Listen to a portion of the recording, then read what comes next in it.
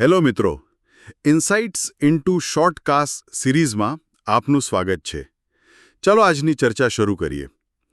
આજે આપણે એક એવી ઘટના પર વાત કરીશું જેણે ખરેખર આપણને બધાને ફરી એકવાર વિચારતા કરી દીધા છે. હમણાં આંધ્રપ્રદેશમાં શ્રીકાકુલમ જિલ્લાના કાસીબુગ્ગામાં વેંકટેશ્વર મંદિરમાં એકાદશી હતી. દર્શન માટે ખૂબ ભીડ હતી અને ભાગદોડ મચી ગઈ. 10 લોકોએ જીવ ગુમાવ્યા.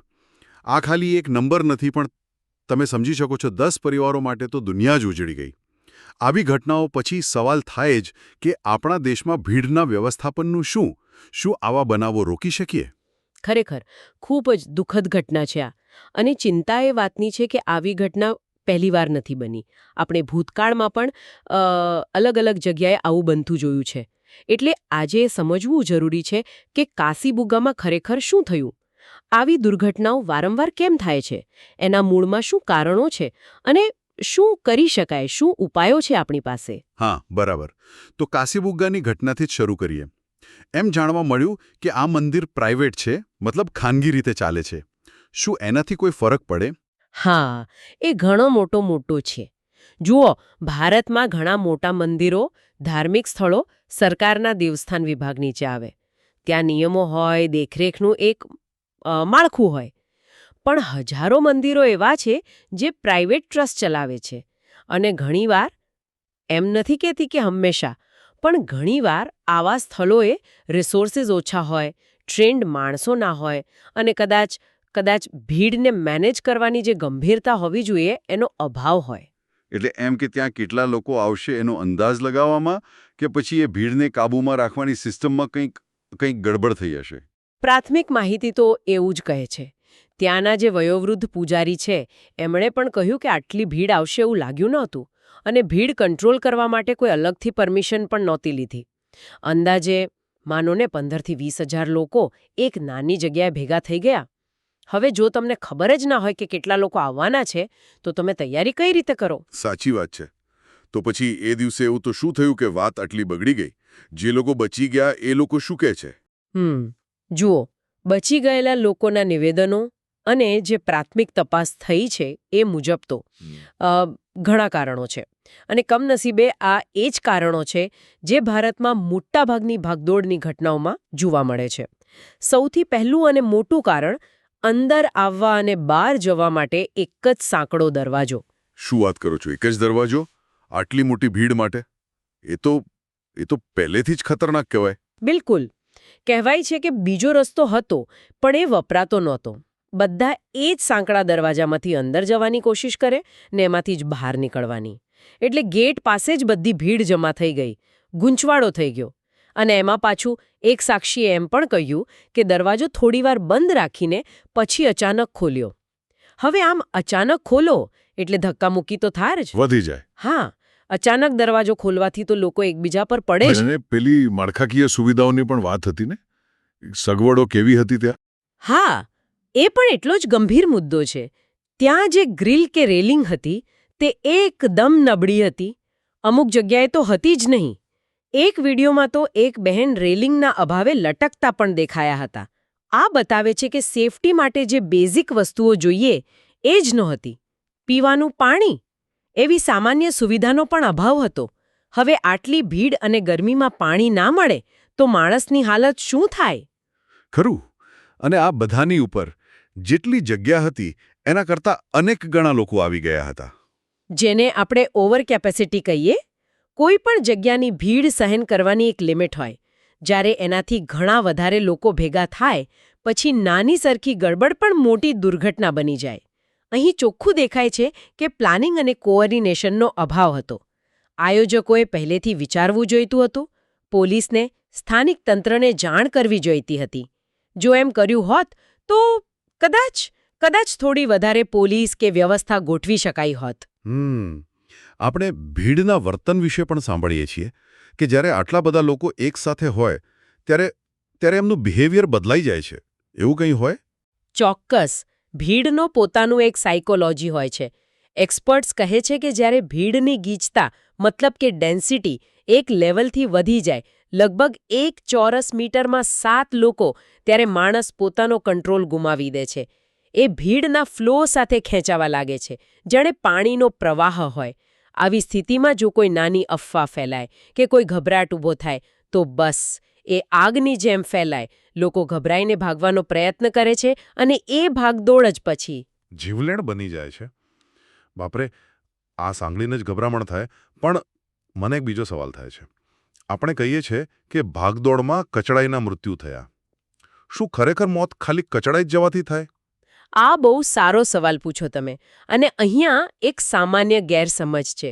મોટાભાગના કેસમાં ભાગદોડની જે પહેલી થોડી મિનિટો હોય છે એમાં મૃત્યુ કચડાઈ જવાથી, એટલે કે ટ્રેમ્પલિંગથી નથી થતા, પણ એ થાય છે કમ્પ્રેસિવ એસ્ફિક્સિયાથી. કમ્પ્રેસિવ એસ્ફિક્સિયા એ શું છે વળી? એનો મતલબ છે કે ભીડનું એટલું જોરદાર દબાણ આવે ચારે બાજુથી કે વ્યક્તિની છાતી દબાઈ જાય. એટલી દબાઈ જાય કે ફેફસા ફૂલી જ ના શકે, શ્વાસ જ ના લઈ શકે. તમે વિચારો કે તમારી છાતી પર એક સાથે સેંકડો કિલો વજન આવી પડે. શ્વાસ રૂંધાઈ જાય, ઓક્સિજન મગજ સુધી પહોંચે જ નહીં. ઓહો, એટલે માણસ ઊભો હોય તો પણ નીચે પડ્યા વગર પણ શ્વાસ રૂંધાવાને કારણે મૃત્યુ પામી શકે? બરાબર. રિસર્ચ કહે છે કે જો છાતી પર સતત 3 મિનિટથી વધુ આવું ભારે દબાણ રહે તો મગજને ઓક્સિજન મળતો બંધ થઈ જાય છે અને મૃત્યુ થઈ શકે છે. આ ભીડની ડેન્સિટી વધવાથી કે અચાનક ધક્કામુક્કીથી જે પ્રેશર બને છે એનું પરિણામ છે. હા, એ પછી જ્યારે લોકો નીચે પડે છે ત્યારે એકબીજા ઉપર પડવાથી કચડાઈને પણ મૃત્યુ થાય છે. પણ પહેલું અને મુખ્ય કારણ ઘણીવાર આ શ્વાસ રૂંધાવાનું હોય છે. બાપરે, આ જાણકારી તો ખરેખર ચોંકાવનારી છે. હા. આનો મતલબ તો એ થયો કે ભીડને ખાલી ભેગી થતી રોકવી એટલું જ નહીં, પણ એ કેટલી ગીચ છે એ કંટ્રોલ કરવું એ તો જીવન મરણનો સવાલ છે.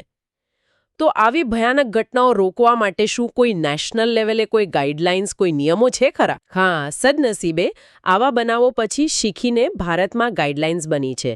આપણી જે નેશનલ ડિઝાસ્ટર મેનેજમેન્ટ ઓથોરિટી છે, એટલે કે NDMA, અને bureau of police research and development BPRND, આ સંસ્થાઓએ ભીડને કેવી રીતે નિયંત્રિત કરવી, એનું વ્યવસ્થાપન કેવી રીતે કરવું, એના પર બહુ ડિટેલમાં ગાઈડલાઇન્સ બહાર પાડી છે. અચ્છા, તો એ ગાઈડલાઇન્સમાં મુખ્ય શું હોય છે? શું એનાથી ખરેખર આવી ઘટનાઓ રોકી શકાય? જો એનું બરાબર પાલન થાય ને તો ચોક્કસ રોકી શકાય. એમાં ઘણા મહત્વના મુદ્દા છે, જેમ કે પહેલું અને સૌથી અગત્યનું HVR, એટલે કે હેઝર્ડ વલ્નરેબિલિટી રિસ્ક એસેસમેન્ટ. કોઈ પણ મોટો પ્રોગ્રામ કરો એ પહેલા જગ્યાનું બરાબર મૂલ્યાંકન કરો. કેટલા લોકો આવી શકે છે એનો સાચો અંદાજ લગાવો. કયા જોખમો છે ત્યાં, જેમ કે સાંકડા રસ્તા, જૂનું બાંધકામ, બહાર નીકળવાના ઓછા દરવાજા, આ બધું ઓળખો અને પ્રોગ્રામ પહેલા એને સુધારવાના ઉપાય કરો. એટલે કે પ્રોબ્લેમ થાય એની રાહ જોવાને બદલે પહેલેથી જ તૈયારી કરવી, પ્રોએક્ટિવ રહેવું. બરાબર. બીજું છે સ્થળની ક્ષમતા નક્કી કરવી, હોલ્ડિંગ કેપેસિટી. દરેક જગ્યાની એક કેપેસિટી હોય કે એ સેફલી કેટલા લોકોને સમાવી શકે. આ કેપેસિટી ખાલી એરિયા પર નહીં, પણ આવવા જવાના રસ્તા કેટલા પહોળા છે, કેટલા છે, ઇમરજન્સીમાં લોકોને કેટલી ઝડપથી બહાર કાઢી શકાય, એ બધા પર આધાર રાખે છે. ગાઈડલાઇન સ્પષ્ટ કહે છે કે આ બધામાંથી જે સૌથી ઓછી કેપેસિટી બતાવે એનાથી વધુ લોકોને ક્યારે અંદર આવવા દેવા જોઈએ નહીં. અને પેલું ઇન્ફ્રાસ્ટ્રક્ચર, મતલબ બાંધકામ ને સુવિધાઓ, એ કેવું હોવું જોઈએ? કાશીબુગ્ગામાં પેલી નબળી રેલિંગની વાત આવી હતી. ગાઈડલાઇન્સ એના પર બહુ ભાર મૂકે છે. આવવા અને જવા માટે અલગ રસ્તા હોવા જોઈએ, પૂરતા પહોળા અને ક્લિયર નિશાન કરેલા. ઇમરજન્સી એક્ઝિટ સાફ હોવા જોઈએ, ત્યાં કોઈ અડચણ ના હોવી જોઈએ. ભીડને કંટ્રોલ કરવા એને નાના ભાગોમાં વહેંચવા માટે મજબૂત બેરિકેડિંગ જરૂરી છે, જેથી ક્યાંક દબાણ વધે તો બધે અસર ના થાય. રેલિંગ, બીજા સેફટીના સાધનો, બધું મજબૂત અને સારી હાલતમાં હોવું જોઈએ. આજના જમાનામાં ટેકનોલોજી પણ મદદ કરી શકે ને? અરે બિલકુલ. CCTV કેમેરા લગાવો, કંટ્રોલ રૂમમાંથી સતત મોનિટરિંગ કરો, ડ્રોન કેમેરા વાપરો. એનાથી ઉપરથી દેખાય કે ભીડ ક્યાં વધારે છે, ક્યાં ઓછી છે. પબ્લિક એડ્રેસ સિસ્ટમ, એટલે કે માઇક પર જાહેરાત કરવાની સિસ્ટમ, એ તો ખૂબ જ જરૂરી છે. લોકોને સૂચના આપવા માટે, શાંતિ રાખવા કહેવા માટે, અને ખાસ તો કોઈ અફવા ફેલાય તો તરત એનું ખંડન કરવા માટે. કારણ કે અફવાથી ભીડમાં બહુ જલ્દી પેનિક ફેલાય છે. સાચી વાત. આ બધું કરવા માટે ટ્રેન્ડ લોકો પણ જોઈએ અને બધી અલગ અલગ એજન્સીઓ વચ્ચે તાલમેલ પણ જોઈએ, ખરું ને? એકદમ. ભીડ મેનેજમેન્ટ એ એક સ્પેશિયલ સ્કિલ છે. એના માટે ટ્રેનિંગ પામેલા સિક્યોરિટીવાળા અને વોલેન્ટિયર્સ હોવા જરૂરી છે. અને સૌથી અગત્યનું, જે તમે કહ્યું, બધી એજન્સીઓ વચ્ચે સારો તાલમેલ. પોલીસ, આયોજકો, ભલે પ્રાઇવેટ હોય, મ્યુનિસિપાલિટી કે collector office, health department, ambulance, doctor, fire brigade, બધા વચ્ચે એક ક્લિયર પ્લાન હોવો જોઈએ. કોણે શું કરવાનું છે એ ખબર હોવી જોઈએ. અને ધારો કે આટલી બધી સાવચેતી રાખી છતાં કંઈક ઇમરજન્સી આવી ગઈ તો એના માટે પણ એક ડિટેલ્ડ ઇમરજન્સી પ્લાન પહેલેથી તૈયાર હોવો જોઈએ. અને ખાલી તૈયાર નહીં, એનું ટેસ્ટિંગ પણ થયેલું હોવું જોઈએ. આગ લાગે, ભાગદોડ થાય, બીજું કંઈ બને તો લોકોને સેફલી બહાર કઈ રીતે કાઢવા, એટલે કે ઇવેક્યુએશન પ્લાન. કયા રસ્તેથી કાઢવા, મેડિકલ હેલ્પ ક્યાં મળશે, આ બધું પહેલેથી નક્કી હોવું જોઈએ.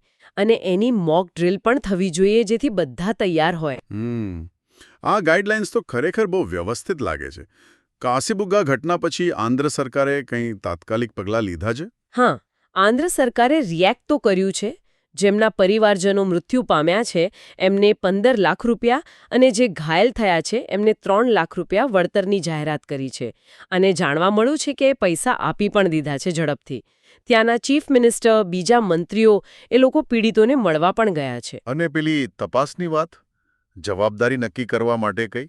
હા, સરકારે આખી ઘટનાની ઊંડાણપૂર્વક તપાસના આદેશ આપ્યા છે. પ્રાથમિક રીતે જે બેદરકારી દેખાઈ એના માટે મંદિરના માલિકની ધરપકડ પણ થઈ છે અને કાયદાકીય કાર્યવાહી ચાલુ કરી છે. અને સરકારે એમ પણ કહ્યું છે કે ભવિષ્યમાં આવા પ્રાઇવેટ જગ્યાએ જે મોટા કાર્યક્રમો થાય એના માટે નિયમો વધારે કડક બનાવવાનું વિચારી રહ્યા છે. આ બધું સાંભળીને મારા મનમાં એક મોટો સવાલ આવે છે. જો આપણી પાસે આટલી ક્લિયર, આટલી ડિટેલ્ડ ગાઈડલાઇન્સ છે, જો વર્ષોથી બની રહી છે, સુધરી રહી છે, તો પછી આવી ઘટનાઓ વારંવાર કેમ બને છે? પ્રોબ્લેમ ગાઈડલાઇન્સમાં છે કે પછી એને લાગુ કરવામાં? તમે એકદમ સાચા પોઈન્ટ પર આવ્યા છો. પ્રોબ્લેમ ગાઈડલાઇન્સના અભાવનો નથી. પ્રોબ્લેમ છે એના કડક અમલીકરણનો અને જવાબદારી નક્કી કરવાનો, એકાઉન્ટેબિલિટી જેને કહીએ. કાગળ પર ગમે તેટલી સારી યોજના હોય, પણ જો એને જમીન પર ઉતારવામાં ના આવે, જો નિયમ તોડનારને કોઈ ડર જ ના હોય, તો પછી એનો કોઈ મતલબ નથી રહેતો. એટલે પેલી ચાલશેવાળી જે માનસિકતા છે એ બદલવાની જરૂર છે. બિલકુલ.